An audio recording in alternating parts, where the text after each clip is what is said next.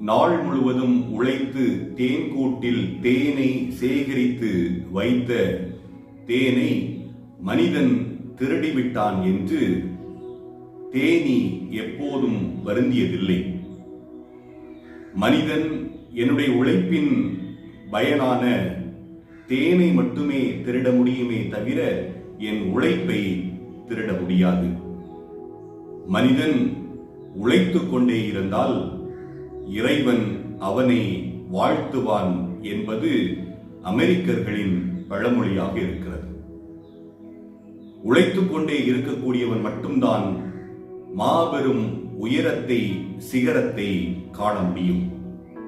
சிரமப்பட்டு உழைத்தால் மனிதன் மாபெரும் சிகரத்தில் அமர்வான் என்பதும் ஆண்டோனின் வாக்கு.